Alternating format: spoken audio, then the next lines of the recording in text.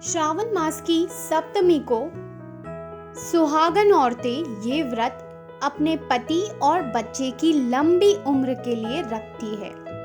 व्रत करनार सुबह जल्दी उठकर ठंडी पानी से नहाते हैं और पूरे दिन ठंडा खाते हैं। इस दिन चूल्हा नहीं जलाते हैं, घी का दिया करते हैं और शीतला माता की कहानी सुनते हैं। कहा जाता है कि ये व्रत करने से धन धान्य पुत्र और सौभाग्य प्राप्त होता है। तो आइए देखते हैं शीतला सातम व्रत की कथा और उसका महत्व। एक घर में दो बहुएं थी। दोनों बहुओं के घर एक एक बेटा था। बड़ी बहू ईर्ष्यालु थी और छोटी बहू प्रेमाल और भली औरत थी। एक बार की बात है, रांधन छठ के दिन छोटी बहू खाना बनाने बैठी थी। वो बहुत रात तक खाना बनाते बनाते थक गई। चूल्हा बंद करने गई, उसी वक्त उसका बच्चा रोने लगा। सब काम छोड़कर छोटी बहू ने अपने बच्चे को संभाला और थकान के कारण उसको संभालते संभालते नींद लग गई। आधी रात के बाद शीतला माँ घूमने निकले। शीतला माता छोटी बहू के घर आए। चूल्हा जल रहा था। शीतला माता के शरीर को ठंडक पहुंचने की बजाय शरीर जलने लगा। इसीलिए शीतला माता ने बहू को श्राप दिया, जैसा मेरा शरीर जला वैसा तेरा पेट जले। सुबह छोटी बहू जब उठी तो पास में सोए अपने बच्चे को मृत पाया। बच्चे का पूरा शरीर जल गया था। वो रोने लगी। उसको पता चल गया कि उसकी भूल होने के कारण शीतला माता ने उसे ये श्राप दिया होगा। छोटी बहू ने शीतला माता के पास जाकर विनती करने का निश्चय किया। वो बच्चे को टोकरे में लेकर जंगल की ओर जाने लगी। रास्ते में दो पानी से भरे तालाब मिले। दोनों तालाब का पानी कोई नहीं पीता था। जो पिए वो मर जाता था।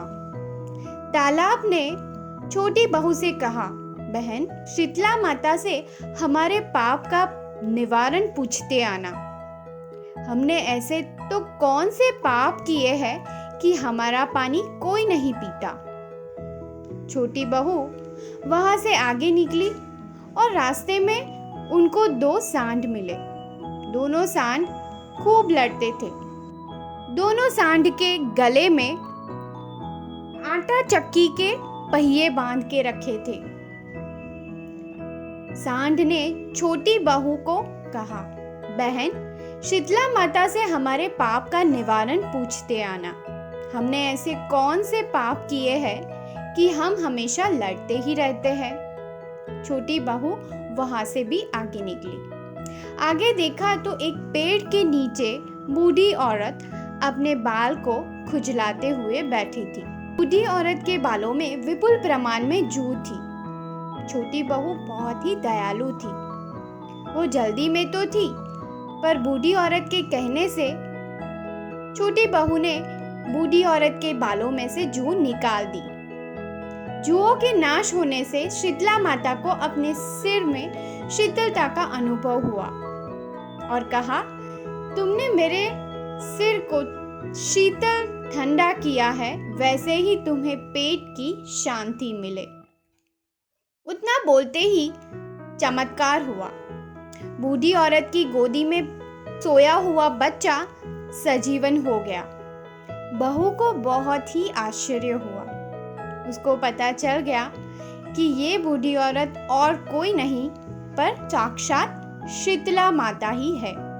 वो उनके पैर पड़ गई। बहू ने शीतला माता से तालाब और सांड के पाप का निवारण पूछा।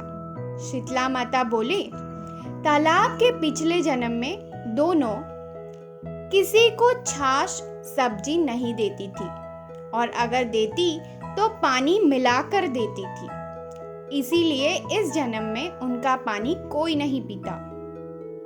तुम उसका पानी पीना और इससे उनका पाप का निवारण हो जाएगा।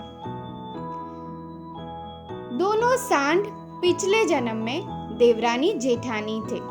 दोनों ईर्ष्यालु थी, किसी को पीसने नहीं देती थी, इसीलिए इस जन्म में दोनों सांड बने हैं। तुम उनके गले में बंधी हुई आटा चक्की के पहिए खोल देना, उनके पाप का निवारण हो जाएगा। बहू ने जैसा शीतला माता ने कहा था वैसा तालाब और सांड के पाप का निवारण किया और घर गई। सास को अपनी बीती कहानी बताई। इससे जेठानी को ईर्ष्या हुई। जेठानी दूसरे साल रांधन छठ आई तब अपनी देवरानी के जैसे चूल्हा जलाए रखने का सोचा ताकि शीतला माता उसको दर्शन दे। उसने छठ की रात चूल्हा जलाए रखा। शीतला माता आई। शीतला माता का शरीर जलने लगा। बड़ी बहू को शीतला माता ने श्राप दिया और जब बड़ी बहू सुबह उठी तब अपने बच्चे को मृत पाया। वो भी अपनी देवरानी की तरह टोकरे में बच्चे को डालकर जंगल की ओर चल पड़ी।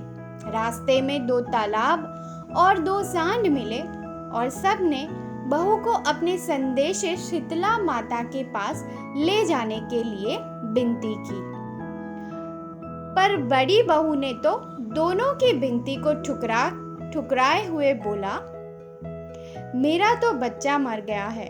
ऐसा बोल के आगे चलने लगी। आगे एक पेड़ के नीचे बूढ़ी औरत अपने बालों को खुजलाते हुए बैठी थी। बूढ़ी औरत ने बड़ी बहू से बालों में से जूं को निकालने को बोला।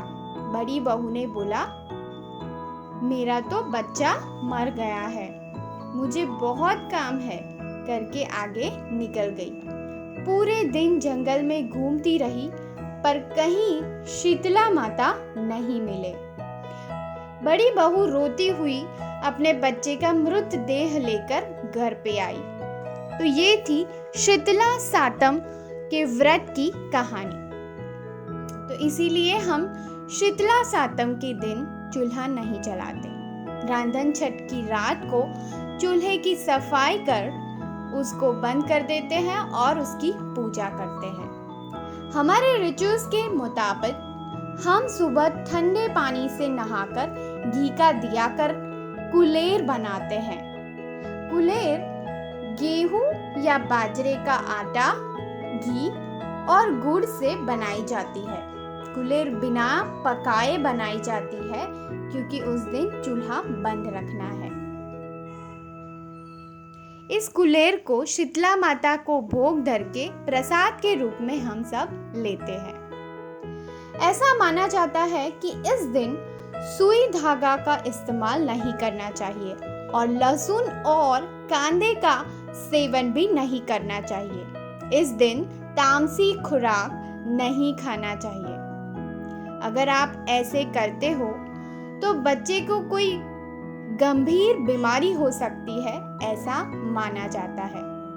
और नाई के यहाँ बाल भी नहीं कटवाने चाहिए। शीतला सातम की अगले दिन रांधन छठ को हम ऐसी रसोई बनाते हैं जो चीज़ें दूसरे दिन तक फ्रेश रह सकती है। वैसी चीज़ें बनाई जाती है जैसे कि ढेबरा, लड्डू, हांडवो, पूरी, ढोकला, शक्करपारे, बाजरे और मकाई की वड़ी, चकरी, पातरा, दही वड़ा, पानी पूरी। मिलते हैं नेक्स्ट वीडियो में, तब तक के लिए बाय बाय, थैंक यू।